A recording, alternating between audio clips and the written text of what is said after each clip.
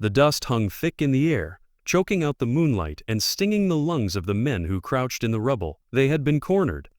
A SEAL team pinned down with no clean exit. Every angle covered by hostile rifles, hidden in the shadows of broken walls and shattered vehicles. The silence was not peace, but suffocation. Every man knew it was the kind that only came before death. Then the sudden crack of gunfire shattered the stillness, chips of concrete spraying into the air. They were surrounded, pressed into a kill box with seconds ticking away. And it was in that unbearable moment that a voice cut through the chaos. Calm, steady, female. Ghost 11, on your 6. The men froze for a heartbeat, caught between disbelief and instinct. They had not been expecting her. Few even believed she was real.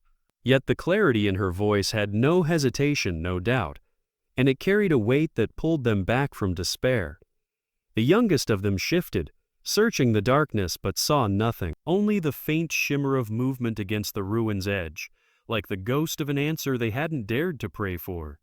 She had been here before, not in this street, not under this particular moon, but in the suffocating grip of impossible odds. Her body still carried the scars, some stitched with thread, others invisible yet far deeper. Years earlier she had fought in a valley where every breath had smelled of iron and smoke, and she had learned something the hard way. Silence is heavier than any bullet, and fear is an enemy only conquered by conviction. That valley had taken friends from her, faces she still saw in the quiet moments of sleep when the night was too still. But it had also given her an unshakable vow. She would never let her brothers in arms be erased by silence again. She had not always been a soldier. Once she was a daughter who traced the outline of medals on her father's chest and asked what they meant. She was a sister who promised she would always come home, but the wars she walked into reshaped her, stripping her down until she became what they now whispered. A ghost, always unseen, always just out of reach, yet always exactly where she was needed most. Her name was not passed in official reports, but in the guarded gratitude of those she had saved. For many she did not exist, but for the few, she was the difference between a folded flag and a second chance at sunrise. Now, as the team crouched with their rifles trembling under pressure, the systemic cruelty of war was laid bare. They were trained, disciplined, armed, but even steel bends under enough weight. And in the rubble-strewn street, the weight was not just bullets and bodies, it was abandonment, the unspoken truth that sometimes even the best were left to be erased without recognition. Authority had its rules, cold and unyielding, and those rules often chose efficiency over humanity. The team knew it. The silence of command overhead confirmed it. They were alone, or so they thought. The gunfire returned, sweeping closer, hammering against the walls that shielded them. The men cursed under their breath, checking magazines, shifting to brace themselves for the final rush. And yet, she did not rush.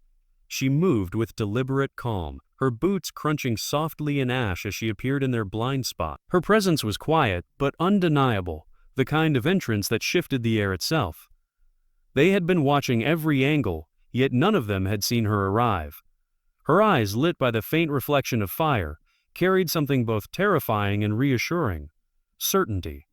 A single soldier turned, disbelief painted on his face. But she said nothing more. Silence was her weapon now. The enemy drew closer, shadows stretching across the broken walls, confident in their trap. They did not know the trap was theirs. The injustice of it burned sharp. Bystanders, silent eyes in distant windows, watched without intervening, just as the system often watched without stepping in. Survival was not their burden, so silence became their shield. And yet her silence was different. Hers was the silence of defiance, of patience, of strategy. Her hand tightened on her weapon, a subtle reminder that stillness was not weakness. The circle tightened, pressure building. The SEAL team braced for a storm they could not weather alone. One man whispered a prayer, not for victory but for mercy. And then, in the sudden stillness, she shifted her stance. What came next was not words but revelation. She struck first. A single precise shot cracked through the night, not wild but measured, cutting clean through the dark. Before the enemy could register what had happened, she moved again, each motion efficient, exact, controlled. The soldiers around her responded not because she ordered them to, but because her calm became their anchor. They followed the rhythm she set, their panic dissolving into sharp focus. The power had shifted. They were no longer prey scrambling in ruins, but predators reclaiming their ground. The enemy faltered, shaken not just by the bullets but by the realization that they were no longer the hunters. She advanced, her silence louder than their shouts, and the battlefield tilted. In the chaos, one of the SEAL found himself staring at her, as if seeing not just the woman before him, but the countless unseen battles behind her. She was not just another operator. She was a reminder that sacrifice does not need applause to be eternal. That some wars are won not in headlines, but in the quiet shadows where no one dares to look. When the gunfire finally subsided, the street lay thick with smoke and silence once more. The enemy melted into the night, leaving behind their dead and their certainty. The SEAL team, bruised but alive, stood in that silence. They looked at her, but she gave no speech, no declaration. She only met their gaze, steady and unbroken, as if to say, "Dignity does not need an audience." One of them whispered almost to himself, "That survival is not victory, but survival with honor is." Another, younger still, repeated words that would outlive the night. Some ghosts are not meant to haunt but to guide. As dawn broke, light spilling over the ruins, bystanders emerged from shadows. They did not cheer, but they watched in silence, and their silence was no longer indifference. It was respect, a rare, heavy, unspoken respect. The team walked out of that place, not as survivors abandoned by their command, but as men carried by the presence of one who refused to let silence mean defeat. And she, true to her nature, slipped away before gratitude could catch her. She left only the memory of her voice, calm and resolute, echoing in their minds. Ghost 11, on your 6. For those who lived it, the story needed no retelling. For those who heard it later, it carried a truth sharper than any official report. That strength is not the loudest voice in the room, but the one that speaks only when it matters, and speaks with action rather than noise. And for those who watched from afar, it was a reminder. Silent strength is not weakness.